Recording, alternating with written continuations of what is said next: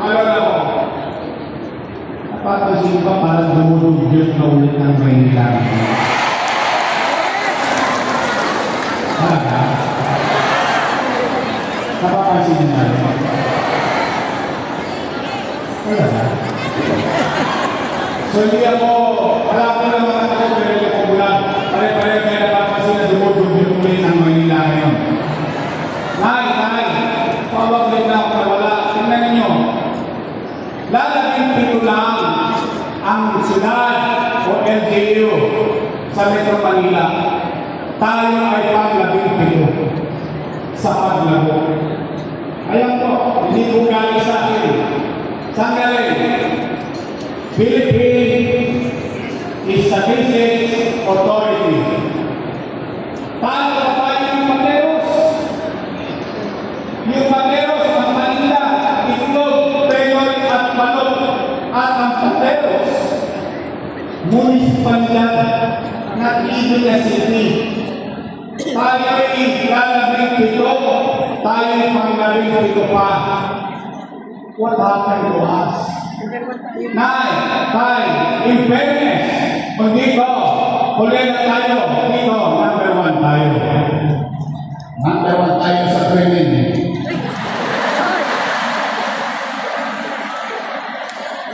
Not Philippines. Tingnan niya, puro siyudad yan. Not Philippines, but Manila. Number 1 in crime index sa buong Southeast Asia. Ano nangyari sa atin? Masyado naman nila yung nagayari. Hindi naman madali ito, pero nagawa na natin natin yan. Naayos na natin yan. Nay, tayo nalala ng araw, may gobyerno sa umaga, tanghali, sa hapon, sa gabi, hanggang madaling araw, may gobyerno sa lungsod ng Maynila. Naalala niyo yun? Naalala niyo ba yung gobyerno mabilis kumilos?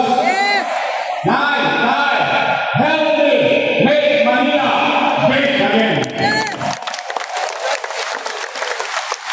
Pangatlan at manghuli para uwi na. Gutom na ako. Pag umabot na nakalauna, yari si Amado Magachin. Tayo mga ngipin sa Mumbai kumakapi. Pero hindi na mahalaga sa araw na ito. Bakit? Usapin ng pera ng bagong bayan. Mahalaga sa inyo? Naman. Nay, nakalulong ko isipin na itong mga kasama ko dati na panay papuri sa akin. Araw-araw, papuri dito, papuri doon, namaraw. Ngayon, ako na ang pinakamasama sa mata nila.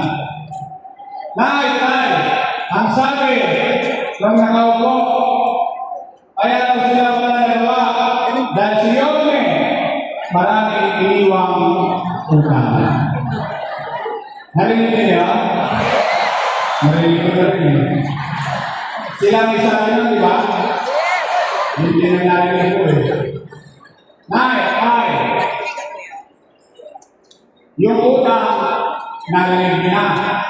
Pero yung ginawa nila, wala pa kayo narinig. Tama eh? Gusto niyo maraming sagot? Aba, dapat ba? Bakit? Pero yun. Pero nagpapang tayo. Gusto nyo ba marinig ang sagot sa akin mismo? Dapat yun. Bakit? Ang leader, kahit sino leader, dapat maging responsable siya sa bagay na ginawa niya sa kanyang mamamayan. Tama ba rin? Mamaya bata na lang kayo. Dito ko na tayo. Taas na may anak dito. May anak. Malay ko ba? May anak pa kayo. Sabi nga niya ako, dali ko pamimigay ko niya, tulong. Sino may anak? May pamilya. May apo? Lahat kayo? Ready ko? Tay.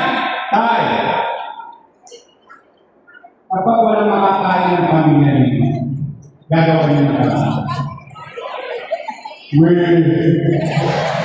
Hindi nga. Kapag nagugutom ang pamilya ninyo, itatawid niyo. Iralaos ka. Totoo ba? Ang kasabihan ng isang ina, sa kama, sa kumuna, susubok mo na lang, binibigay mo pa sa totoo yan? Gagawin ng lahat, makakawin na, makaraos na ang pamilya mo. Hindi na ginawa, hindi na mama ng 2 milyon pag-ibig noong panahon ng pandemya.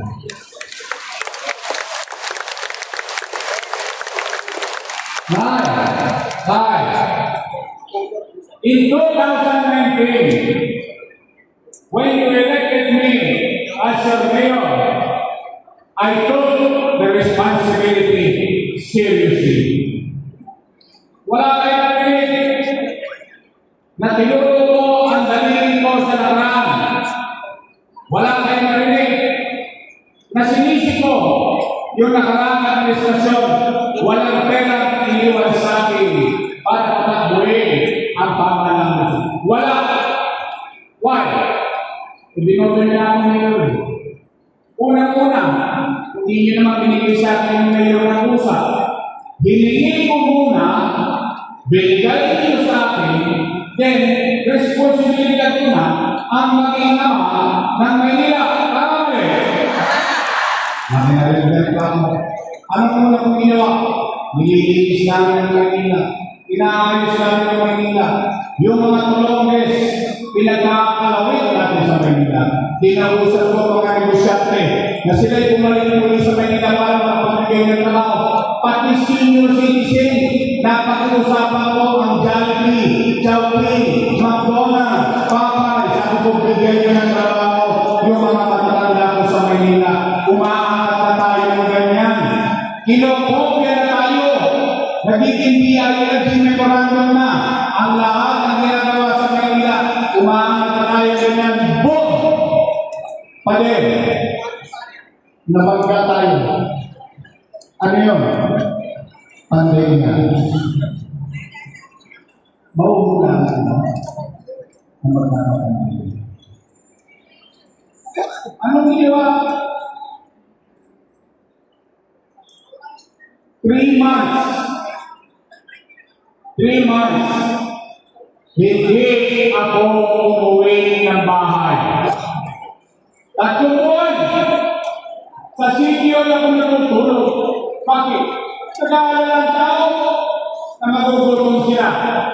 Nag-aalala ang tao, baka mamatay sila sa pandemya. 3 buwan. Anong sabi ko? Mga batang Maynila, mga nanay-tatay ko, huwag kayong mamamba. Gagawa ko ng plan. Ano sinabi ko sa Facebook ko? Live! Ano sinabi ko sa inyo? Umanatag kayo, mga batang Maynila. Huwag kayo mag-aalala. Kapag wala na akong maibibenta, wala na akong maupahan, nakita niyo itong relo ito, ipatatas ako ito, kitang bunting makaraos lang tayo. Ano yung nilagay ko? Kayo na mga namuhay dito ngayon, ispiro kayo, kaya natin sabihin